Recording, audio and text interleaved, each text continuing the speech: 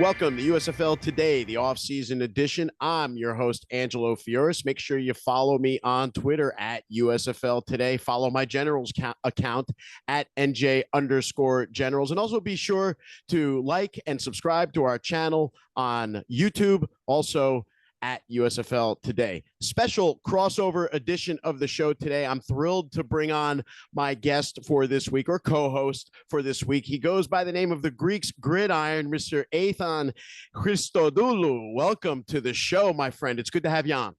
Oh, thank you so much for having me. A very exciting opportunity to speak with a fellow Greek about some football. Yeah, fellow Greek, fellow USFL junkie. I've admired your work from afar, so to speak. I really like your style. You come across with a kind of a mellow tone, and you're more into talking about the games and the action and less so about trying to get some scoop like a lot of us are trying to do out there. Yeah, I never in my life would I sit there and act like an insider or a reporter or anything like that. I have no background in any of that. I love the game of football. I love talking about the game of football. So that's kind of where my expertise, I guess you could say, lies. Were you always a spring football junkie as a kid? Like what latched you onto the alternative side of pro football? Yeah, so I actually did not really follow spring football too much. I obviously loosely knew about like arena football, or as I was growing up, I had kind of heard about that sort of thing. And we have an arena football team in Worcester, Mass. So I'm familiar with it, but was never really something I followed. And actually, it was the USFL that got me into the whole spring football thing. And part of the reason why I latched onto the USFL, and not to get into too much of this, but not really into the XFL, was I love the historical aspect of it. And it just the fact that there are legends that I look at and admire the game that they put together back in, the 80s and 90s, before my time actually being able to watch football. And so that was kind of what helped me get sucked into it, was the history to it. And now potentially taking that legacy and bringing it forward was something that got me really excited to jump into. That is refreshing to hear, because you are a younger fan, especially in comparison to myself, who was around when the original USFL played their first 3 seasons, and I was hooked on all of those stars from a firsthand perspective. But it's nice to hear that someone like you understands and respects the history of from the past, and allowed that to kind of guide you into this new fandom that you've described. So do you have a specific USFL team you root for? Or are you kind of an overseer of the league? So I consider myself a Breakers fan in large part because they have history in Boston. I'm also a very big fan of the area in New Orleans as well. I've taken a few vacations over there, so nice. Love New Orleans. My favorite color is blue as well. So it all just kind of slammed together into being a Breakers fan. But I mean, I wouldn't sit here and say like I'm a diehard, and that kind of even works with like the NFL. I'm no diehard fan of any team really in the NFL either. For me, it's football first, fandom second. So I love the league as a whole just as much as I enjoy rooting for the Breakers. It's a great description, because I've used that similar sort of idea to share with people what it was like when the original USFL was around, especially that first year when it was just 12 teams. Yes, we had a favorite team we rooted for, but there was something about the other 11 teams. They had an allure, they had a draw, there was a charm about each team, and you sort of rooted and watched every team, unlike with the NFL, where people tend to be more of a hardcore fan of one team and don't really allow themselves to have any allegiance to anyone else. So the original USFL had that flavor, as does this new USFL have that flavor. However, it's a great segue into what's next on the docket, which is that flavor might get changed a little bit now as we head towards the end of the year, and hopefully some merger news starts to come out. There have been some weird rumblings today and some weird tweets by players making you think that something may be coming to a head soon, Athan. Yeah, no, agreed. I feel like the last, 2 months now or so, since I don't remember exactly when the merger was announced, but about 2 months. Okay, so yeah, about 2 months now. And, it's impressive to see just how much has been thrown out there, and it feels almost like let's just throw something at the wall and hope it sticks kind of vibe to it.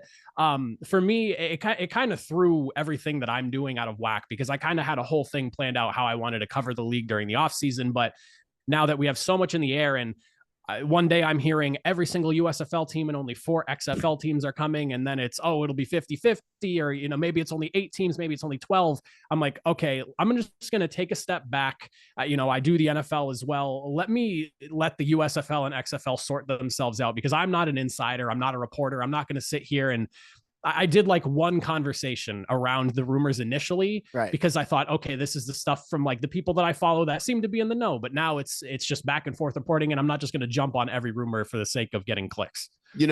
That's a great point. And as someone who does speak to a couple people within the league and a couple people in some of the team front offices, not all of them and not everybody, but I've got a couple of insiders that can share information with me from time to time, and they've been pretty reliable over the course of, say, the last year and a half. But when it has come to this merger situation, and I have spoken to those same people, so I have no reason to think they weren't sharing with me information that they felt was legitimate.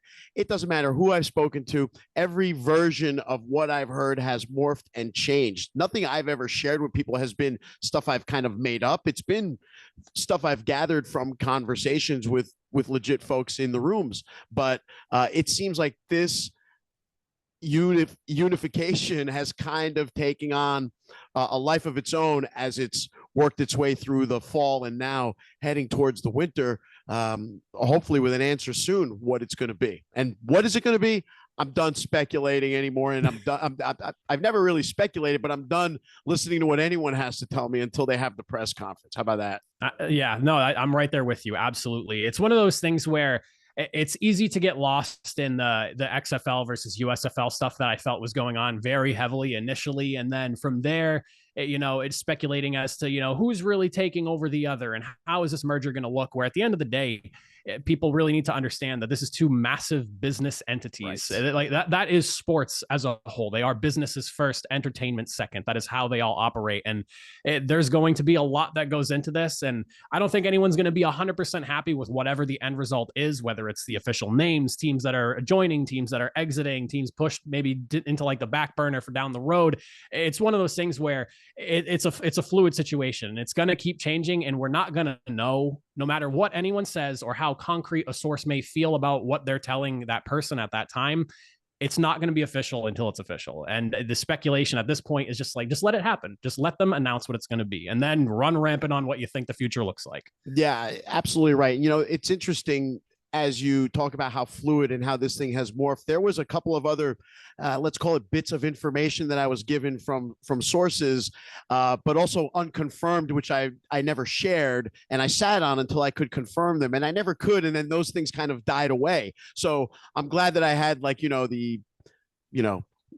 I resisted from sharing things that I certainly wasn't sure were going to happen, and I tend not to do that, and they certainly didn't happen this time. So, word to the wise, just sit and wait it out, man. That's the only way right now with this situation. And the other thing is, if they're using the USFL schedule model, I'll just say that we've got time for an April kickoff. If they're using an XFL schedule model, there's almost no time for a February kickoff. Oh, absolutely. And I'm curious to hear your take on that. Which would you prefer? Because I've seen a lot of conversation on that. And that's one thing for me that, and this is no bias in this, even though I'm someone that covered the USFL, largely just didn't follow the XFL. I prefer the USFL scheduling specifically for that break from like early February heading into early April. Going from the Super Bowl to the XFL almost was exhausting. And maybe as someone that covers the NFL, it's maybe a little bit more exhausting for me. Sure. But even just for the average viewer, going from, a big payoff like the Super Bowl to then try to get back into something that's basically just starting all over. I like having the buffer with the USFL where you got a couple of months to cool down, recollect on the season, and then start to ramp back up during that time of the NFL where it gets a little bit quiet post-draft, where like all you have is like the draft in April. But beyond that, June, July, we're in the thick of football, and it's awesome because things aren't going on in the NFL. It gives you something to follow. I felt like it was just too soon to have the XFL just start the weekend after the Super Bowl. I agree with that, and that's an excellent reason as to why I prefer a bit of a later start. Now, I don't necessarily feel like it has to be as late as April 14th or 15th for them to start the season, but I will say that I do like the way it works out, because as the USFL season winds up, those players are in game shape and ready to land right into camp. And we've seen already what kind of performance these guys can put on when they hit the ground running into an NFL camp. The other part of it that I like as far as the later start is that February, March tends to still be very cold throughout the U.S., except for the southern cities and certain spots of the West Coast. So that weather does not really cooperate at the end of February and all through March. I can think of even the original USFL, which started around the 25th, 26th or so of March, struggling through some really cold weather in those first 4 weeks of their season and having just some atrocious conditions, which kept people away from the stand. So I'm good with the mid-April. I'm good with the mid-April start. I think that it fits perfectly for a logistics weather, as well as for the players having the best chance to catch on with another team. Absolutely. I couldn't agree more. Like I said, you give yourself a buffer, that's a great point too. The weather thing. I mean, I know me personally, if I'm ever going to a game, it's typically earlier in the NFL season than it is later in the season, if I can avoid. So I mean, if you can get yourself into early April, even like end of March weather, because there are even like places in the South, depending on where you are, where it still gets very cold later in the day. So, I mean, yeah, agreed. Could not agree more. I mean, case in point, and it's not a perfect scenario. I mean, week 2 in Canton, which I was on site to cover, was, I think, 33 degrees and snowing that day. And that was, there you go. That was April 30th. So, or April 23rd, excuse me. It's not a given that you're going to have great weather if you start a little bit later, but it certainly increases the odds. Let's shift gears a little bit. I think we beat the USFL, XFL thing to death for now. Let's talk a little bit about the NFL. I don't get to do that too much on my show. What are your thoughts so far now as we're heading into a big week here? Teams are starting to create separation at the top and in the middle, and there's that little bunch on the line between 6, 7, 8, and 9 in each conference that are sort of starting to create their own battle lines. Yeah. The way I look at the NFL right now is there's a lot of parity from, if we're like, for power rankings sake, I guess, from like number 5 all the way down to like 23. Right. I think that there's no true separation amongst that group of amongst that group of teams. Cause I mean, you have so many teams that are hovering around 500, maybe a game or two above it, or maybe a game or two back. And it's definitely a cluster of teams right now where it's pretty much anyone's game at this point. I look at the top 4 teams, and if you've seen my power rankings, I highly recommend you check them out if you haven't. But at the very top, I have the Eagles, I have the 49ers. This is not in order either, just Eagles, 49ers, Chiefs, and Ravens.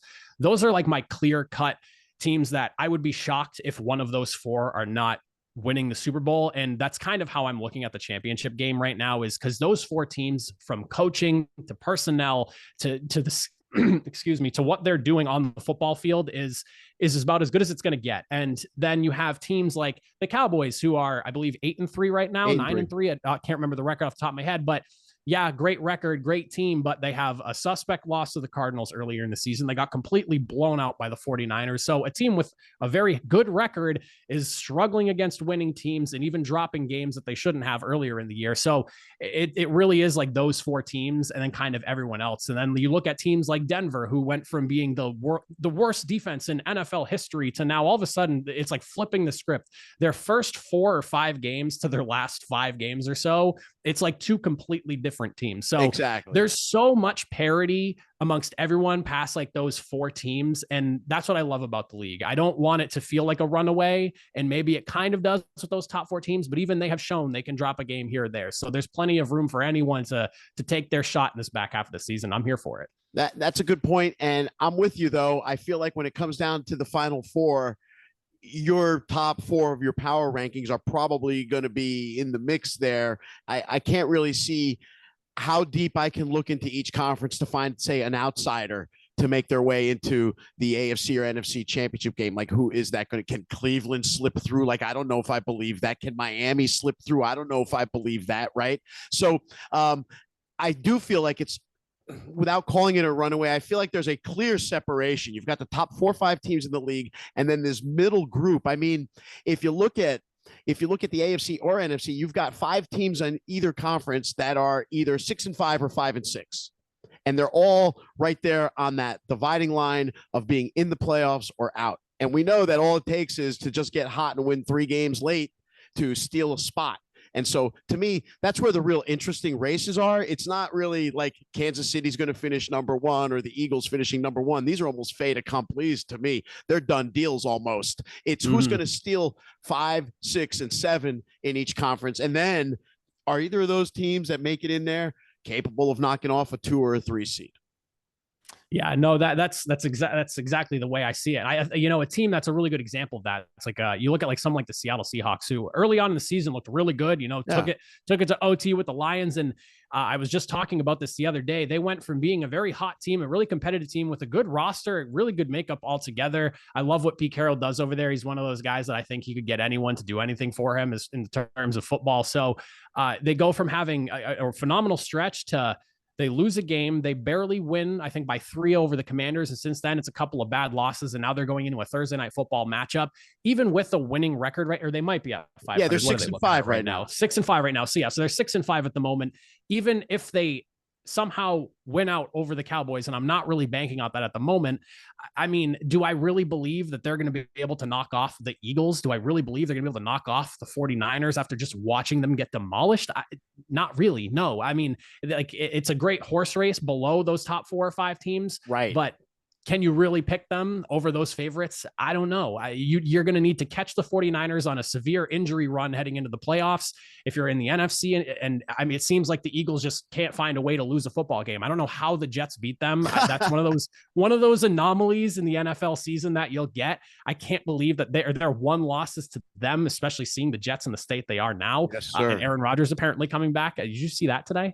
Yeah, I don't believe that for a split second. I am a Jets fan, and I have not believed any of that Rodgers back in 2023 talk for even a millisecond. The guy loves to have the chatter to be about himself, and I get all of that. That's what comes with the territory of being a star, right? However, the reality is that if the Jets let this guy anywhere near a field in a season where they're probably going to be 4-10 by the time that rolls around, they got to have their heads examined. Everyone deserves to get fired, and they deserve what the end result is going to be, which would probably be the most Jets thing that could happen, which is Rodgers tears the other Achilles. So I want no part of this. I want to see the guy take the entire rest of the season and off season to prepare for 2024. Otherwise, the Jets are not going to see a nickel's worth of value out of this 2-year experiment if they let him see the field. Oh man, I know. The football fan in me wants to see what happens because I'm so curious, especially as someone with like a fitness background and having worked with people coming back from injuries, to see what he's doing and what he's trying to accomplish right now after 79 days of tearing your Achilles to now. I have no idea, even with like another 2 or 3 weeks, because he has 21 days to get himself ready to go for a game now. I have no idea how that's going to look. And like you said, what happens if they trot him out and 4 plays in, he tears his other Achilles, or worse, he re-tears the one he has. On top of that, I want to know what the heck he did. What surgery? What is his rehab regimen? I don't know.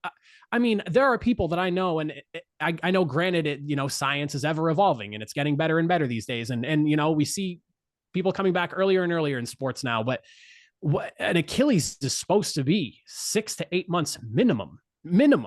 And some people take a year or more. What is he doing that's going to potentially allow him to come back and do that? And is this, like you said, just smoke and mirrors to get people to buy jerseys and to maybe buy in towards the back half of the season? Because the Jets have been awful to watch. It is a terrible 60 minutes anytime they're on my TV. So I don't know what to make of it. Selfishly, as a fan, I want to see it because I want to see the result of this. But for me, I don't want to see Aaron Rodgers' career end because they tried to rush him back, like you said, Correct. for a 4-10 season, if that's where they're at come the next few weeks, whenever it is he's ready to go. I will say that it is astounding that we can even have the conversation about a guy possibly coming back within the same season that he tore the Achilles. So that is a very unique situation to begin with. I know that he had a procedure which is kind of an advanced procedure compared to the traditional Achilles repair surgery, where they use something, and I'm not a medical guy, so don't quote me on this, but they use something called a bridge to sort of connect the 2 parts in a more efficient manner to allow for greater healing and allow someone who's a rehab freak like Rodgers has been apparently to come back from this kind of thing quicker. So I guess that's what's made the difference in his ability to come back. A, his desire, and B, the medical advances that they employed to repair his injury. But I still don't like it. Let someone else be that guinea pig to come back in the first year of an injury, not the $40 million man that the Jets need in 2024. $50 million man, 50 million. I thought he restructured the deal, but I think you're right. It's 50 for the second year. I mean, it's something along those lines, whatever the actual number is. It's way too much money to be putting on the line. Way too much to be putting on the line like this. Exactly. So there you have it. That's kind of the NFL now in a nutshell. We've got like 5 or 6 teams all fighting for the last 2 or 3 spots in each of the 2 conferences. And it's going to be pretty interesting to see who sinks or swims out of those. Like Cleveland, for example, a team unfamiliar with this territory. Now they've got to come up with some big wins over the last couple weeks. Then you look on the NFC side, and Minnesota in danger of slipping out of that ground that they made up after that brutally bad loss the other night on Monday night, which better known as a Thursday night game on Monday. I mean, that was maybe the worst display of football I'd seen since I can think of a 3-0 Jets-Redskins game from 1995. That set the game back about 20 years. That had to be some of the worst 60 minutes of football in my short 28 years of life that I've gotten to personally witness. And this kind of goes to what I tweeted this out earlier, and it seemed to gain some traction among some USFL people. I can't believe that there are people who will, write off spring football, but then happily sit down for however long the stretch of time was, because there's no way everyone finished that game through. I mean, it's one of those things where unless you have to watch it to the end, I don't think you are watching it to the end. Otherwise, you're a fan of one of the 2 teams. I was out by halftime.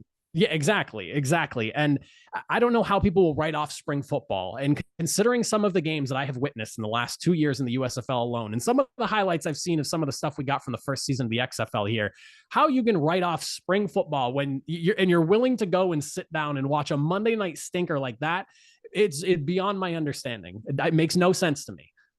You make an excellent point. One of the main arguments of the detractors of spring football is the quality of play, right? And I understand where they're coming from when they say that, but it almost sounds like a pre-programmed line, because we've been hearing that about spring football since the 70s or since the 80s when the USFL first rolled around, and then all the other iterations of spring leagues we've seen from 83 through today. The quality of play is poor. I don't know who the players are. Are you going to tell me the quality of play on Monday night was great and you knew who all those players were? I mean, it's the exact same thing, right? And so there's no convincing someone of the quality of a product. They've got to kind of just find it on their own, or just have an interest to check it out. So those of us that are the hardcores that have found a liking and affinity for spring football are the ones who are going to kind of float this thing until more mainstream people, the casual fans, start to finally catch on. You said something earlier, depending on how this merger shakes out, people are either going to be happy or unhappy or mad at the end result. Is their team gone? Did their league get cut? Who had 5 teams? Who had 3 teams? And all that. But at the end, I think that no matter what happens, we all should be happy because we're guaranteed to have a spring football season next year, and it'll be the 3rd one in a row, and that's never happened before. Absolutely. I could not agree more. And I remember a lot of the early reaction of people being really unhappy with just the announcement of the merger as a whole, even before all the speculation started getting crazy. This is one of those things where, again, business at the end of the day, that is what they are. When you're taking an entity with Redbird Capital, and now you're adding in what Fox is doing together, and you're combining all these assets and a clear desire to make money. And that's at the end of the day, that they can say as much as they want. It's for the love of the game. It's for the love of football. They're in the business of making money. And at the end of the day, when you have 2 giant entities throwing as much cash together to produce an even better product, you should be happy about that. Yeah. Do you maybe lose a name or 2 that you really enjoyed, or whatever the league name ends up being at this point, whether it's the NSFL or the USFL or the XFL or the USXFL, whatever the hundreds of names I've seen at this point, we're guaranteed another season. And on top of that, if the merger does end up working out and it's successful, you're getting 2 fan bases now that albeit some maybe cannibalized from each other, but also you had two sectors from both sides that just had no interest in watching the other. Now they're going to at least be intrigued to invest some time. It's going to help grow the league. It's going to put them in a better position for the future. You should want this merger. No matter how much you feel one way or the other about either one of these leagues, you should want this merger if you're someone who wants spring football from now and into the future. Excellent points all around. Let's wrap it up with a little bit of a lighter note, or whatever. Remember when you're a bit of a younger fan, so tell me, do you have a favorite play or favorite football memory from either game you've seen, game you went to, game you watched, or something from, because you got a historical perspective, something from the past history of the game? Yes. So I have actually two examples. Unfortunately, nothing in person. I've actually, in the last 2 years, gone to my first two NFL games. They were Patriots games, and both of them were not very entertaining. The Patriots blew out the Browns a couple of years ago when I was there, and then they decimated the Colts when they had Sam Ehlinger as their quarterback. So unfortunately, no great in-person games yet as far as professional goes. But two things stick to me where I can really look back on and say, like, those are the two examples of football that really got me hooked. The first one is the opening kickoff return from Devin Hester to kick off Super Bowl 41 between the Colts and the Bears. I always go back to that because as somebody who grew up in New England, if you're looking at my background, clearly I have Peyton Manning sitting right behind me. Now, I'm a Colts fan. That Super Bowl is what ultimately led to that. Colts winning. It was my first real experience at a very young age of watching football in its entirety. And the opening kickoff really set the tone for that. Because Devin Hester, all I'm hearing about is he's the man. He's the return guy. Don't kick it to him. And the Colts and Tony Dungy, decides, no fear, I'm going to kick it to him. Obviously, big mistake. So that play lives in my head forever. I will never forget that moment.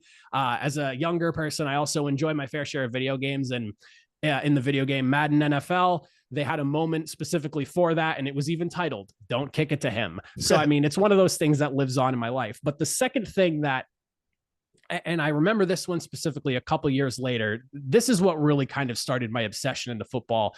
Super Bowl 43, in my opinion, one of the most complete and perfect Super Bowls I've ever watched personally. I've gone back and watched some older games, and maybe because it's older, it's not really something, it's not live. I know the results, and, the magic isn't necessarily as there when it is happening as it happens live. But Super Bowl 43, from start to finish, you have an underdog in Kurt Warner with a Cardinals team that probably doesn't belong there. The big bad Pittsburgh Steelers. I mean, that game had everything from the James Harrison pick six return. And so I feel like I'm kind of summarizing a whole game here as one of the other moments, but I'll get to my full point. It had everything. But that Santonio Holmes touchdown catch in the corner of the end zone, that is one of those images that I don't think will ever leave my mind. And I am so glad that I got to watch it as it happened, because I was pulling for the Steelers hard in that game. And that catch has got to be one of, and I would say probably top three, because I have a pretty strong opinion on what I think is the best catch in the Super Bowl. Top three Super Bowl catches of all time. That corner catch, go ahead touchdown, phenomenal. And that's right after Larry Fitz took that massive slant right up the middle between both safeties, literally like a few minutes before. That was a great Super Bowl. It was one that you found yourself really pulling hard for Kurt Warner as the game wound down. And I really wanted to see Arizona win that game. Those are great examples of excellent moments. I'll give you a couple of mine. Mine was also one of my first ones that I saw, not in person, but on TV as a kid. One of the first big plays that really sticks out in my mind is the catch, Joe Montana to Dwight Clark in the corner of the end zone back in 1981.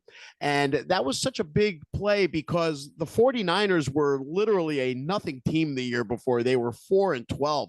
The Cowboys were still the Cowboys of the 70s, making their way into the 80s and on a stretch where they were going to be in 3 straight NFC title games, the first of 3 straight. So the Cowboys were still the big bad Cowboys. The Niners were the upstarts, and you just didn't know how they were going to pull off the upset. But then when Joe Montana throws a laser to the corner that Dwight Clark just knows where to be to catch it with Too Tall Jones in his face, That to me is one of the greatest beautiful throw, beautiful catch combinations in the history of the game, considering everything that was on the line in that moment. So that's number one. I'll give you an ignominious one because I'm a Jet fan and because I saw it in person and because the anniversary was just a week ago or so. I was right in the corner of the end zone where Dan Marino threw the fake spike touchdown to defeat the Jets 28-24 on Thanksgiving weekend in 1994. I hate that I was there to see it. The Jets were leading, of course, 24-6 that day, and the game was with first place on the line. But to see Marino wake up in the second half, fire 4 touchdowns to Mark Ingram, including that fake spike. And I will tell you this. I was standing next to a Miami fan during the fourth quarter of that game. And as the Dolphins started to chip away, I was getting nervous already, being a well-seasoned Jet fan by then. Trust me. Okay. This guy next to me, I didn't know the guy. He was dressed in his Miami stuff. And I'm not the I'm going to fight with you kind of fan. I like to talk to people when I'm at a game and, friendly like conversation, whether you're wearing a home team or away jersey. Well, this guy was pretty cool. And he kept saying to me, you guys are all right. You guys are all right. You're still all right. And it's dwindling down to like the 3-minute mark, and I'm still not feeling good about it. That fake spike play comes. They're lining up for the play, and Marino's doing this. And I swear to you, I turned to that guy next to me, and I said, he ain't spiking this ball. And I must have been the only person in the stadium that thought he wasn't spiking the ball because the Jets were flat-footed on defense. Aaron Glenn had his back to the play, leaving Mark Ingram wide open for the final score. And I can't believe that I saw that. So it's a great play in history. You say fake spike, everyone knows it. Sadly, I was there. Oh, man. As somebody who's younger, I do know my history on Dan Marino. One of the most, and he shouldn't be, and I feel like this shouldn't be said, but in a way, for me, it feels that way because it doesn't get mentioned just how great he was and how ahead of the time he was when he was playing football. One of the prettiest balls, one of the most accurate.